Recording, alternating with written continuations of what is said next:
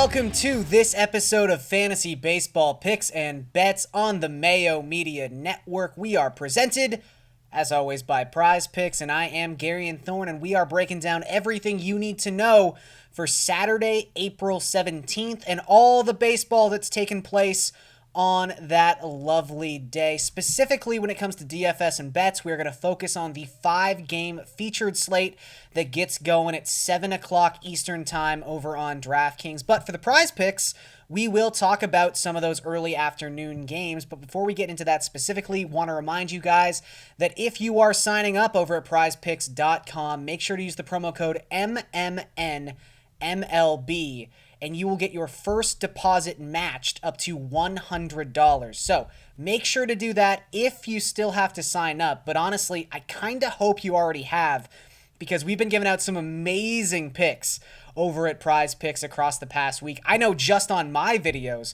for Tuesday's slate and Wednesday's slate, we were 4 for 4. And the other guys were also having some pretty fire weeks. So hopefully you've already signed up and made some money this week. If not, sign up now, and we will try to make some money on Saturday with these two selections. The first one I really like is Bryce Harper in his matchup with Kim of the Cardinals. Kwon Hyun Kim had a really good rookie campaign in 2020. Obviously, we're dealing with small sample sizes here, so maybe you can kind of take these with a grain of salt, but he was dominant in the rare opportunity a team left a left-handed batter in to face the left-handed Kim. In fact, he faced 30 lefties, and in those scenarios, he held opponents to some pretty ugly numbers. His own personal numbers in those 30 plate appearances, he had a 30% strikeout rate and a 2.37 FIP. So left on left for Kim was truly where he thrived. And in general, his numbers were great. But for the season, he was a very low strikeout rate pitcher. Maybe that changes if he gets more left-handed opponents this season because, again, small sample, but the numbers within that sample were very, very encouraging when it came to strikeouts. So I don't think Bryce Harper, for as good as he's been so far this season, gets to 7.5 fantasy points. So I will take the under in that particular matchup. And then let's move to Boston against Chicago. This one's interesting. Dylan Cease, we didn't quite know if he was going to pitch in this game as of 2 days ago. He was actually on the COVID IL, but a couple negative tests later, and he will be starting this game on Saturday. It was supposed to start Friday, but then that game got rained out. So it's been a crazy 48 hours for Dylan Cease.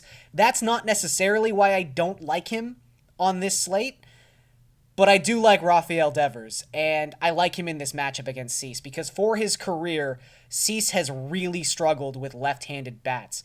Lefties, going back all the way to 2019 when Cease made his MLB debut, are averaging 2.41 home runs per 9 off of the right-hander. And Cease, within the split against lefties, has a career 6.69 FIP.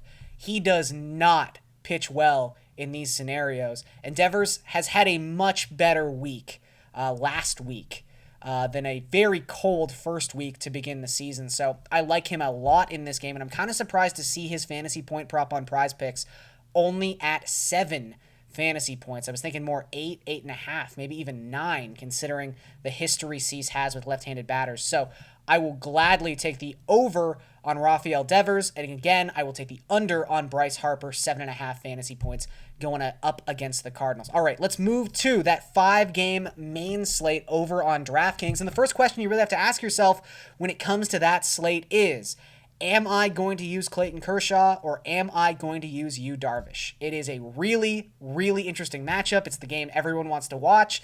It is the second game of the season between the Dodgers and the Padres. Of course, you've got Fernando Tatis Jr. back, which is fantastic.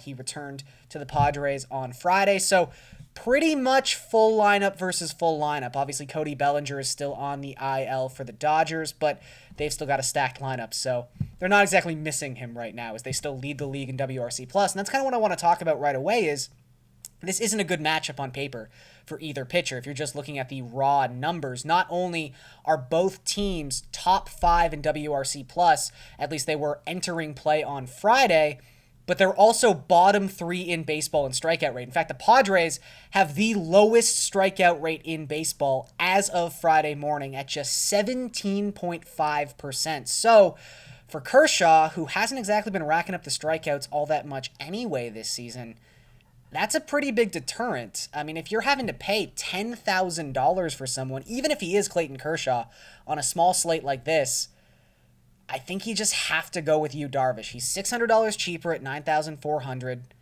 He's got more strikeout upside, whether you want to look at that from the sense that he is a more inclined strikeout pitcher over the last couple seasons, or the fact that, the Dodgers do strike out slightly more, albeit not all that much in the grand scheme of things. So I'm going to lean with Darvish.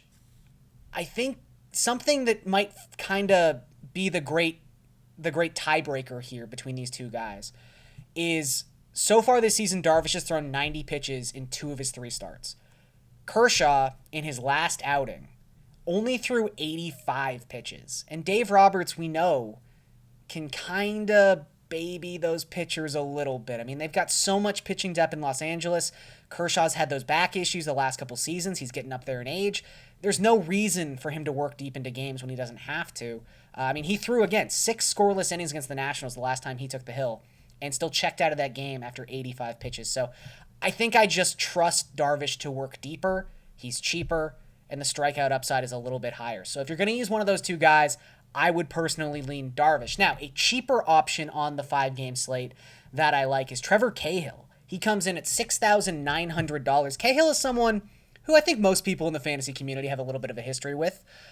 He is not necessarily someone we regard as a strikeout pitcher, but he's been hovering around a strikeout per inning across the last half decade of his career. So we know he has the potential to do that.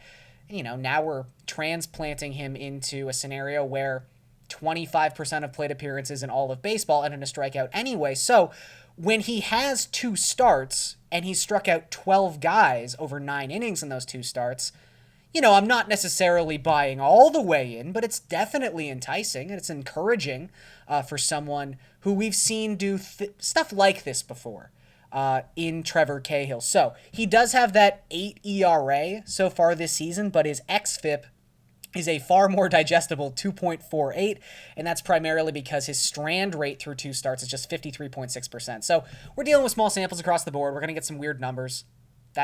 Everyone knows that, but Cahill has pitched better than his ERA suggests, even though we're only dealing with a 9-inning sample so far. Also has an 11.6% swinging strike rate in that span of time, so it seems like those 12 strikeouts are pretty justified. Also, Milwaukee coming into Friday's slate, just one of the worst offensive teams in baseball. I mean, the Pirates also not a great offensive team. We'll get to that in just a second. But Milwaukee entered Friday's slate with the 2nd lowest slugging percentage of any team in baseball at just .339, the 3rd lowest batting average of any team in baseball at just .204, and there's a good chance Christian Yelich isn't going to play in this game. He hasn't played in 4 straight. It would kind of be surprising to see him come back. It's a possibility. He's not on the IL as of yet. But if there's no Yelich in this game, Lorenzo Cain is already on the IL. He won't be there for this one.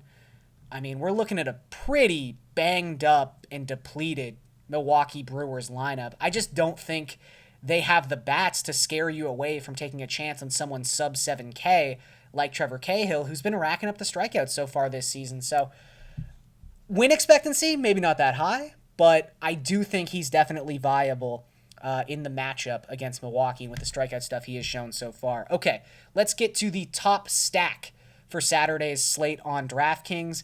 And I'm looking at the Twins going up against Jose Quintana. Talking about small samples, Quintana has barely made it. I mean, he's barely made it to the 3rd inning in both of his starts so far this season for the Angels. It's been ugly. He's had some terrible stuff. He can't hit anything with his fastball right now. His control is terrible. And in fact, he only has a 29.3% zone rate, which is, I mean, that's insanity. If that was to continue across the entirety of the season, I mean, Quintana's not going to be pitching for the Angels much longer. I can say that much. He's got 7 walks in 5 innings so far. Also, 9 of the 18 batted ball events that he has pitched 2 so far this season have gone into play above 95 miles per hour. So he's getting hit hard, he's putting runners on base for free, and he doesn't know where his pitches are going. Seems like a pretty good combination against a Twins team that definitely has a lot of right-handed power, and a lot of right-handed power that has good career numbers against left-handed pitching. I mean, I don't have to tell you that Nelson Cruz at 5,800, you got to pay up a little bit for him, but he's a great play against a left-handed pitcher. He always is.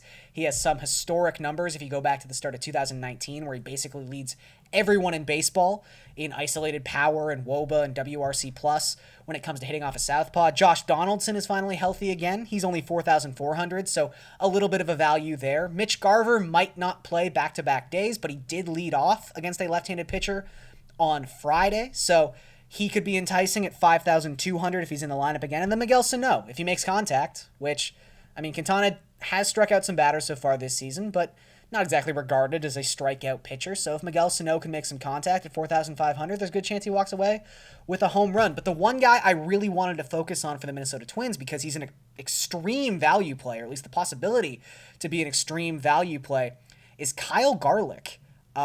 Reserve outfielder, not really someone we think about all that much when it comes to the Twins, but he is $3,400. Heading into Friday, only 56 career plate appearances against left-handed pitching, but had a 255 ISO in that sample, and he hit cleanup for the Twins on Friday against a left-handed pitcher in Andrew Heaney. So if that carries over, if he's batting cleanup again against another lefty in Jose Quintana for $3,400, I think you almost have to put this guy into a lineup, especially on a slate that small. All right, before we get out of here, as we always do to close out these videos, let's talk about some bets for Saturday, and we're going to focus on a couple games we have already touched on. Let's start with Pittsburgh-Milwaukee, because I already really explained in depth why I like Trevor Cahill, so obviously I don't think Milwaukee's going to score a lot of runs, mostly because they haven't scored a lot of runs so far this season. They are actually 13-4-2 to the under in the last 19 games they have been favored.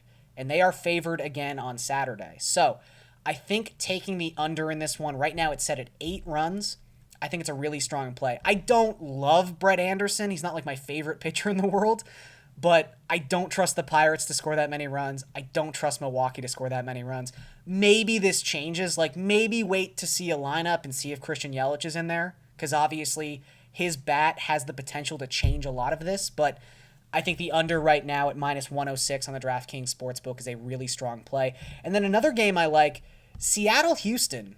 I'm going to take the home dog here. Seattle money line is plus 123. Zach Greinke versus Chris Flexen, who was pitching in the KBO last season.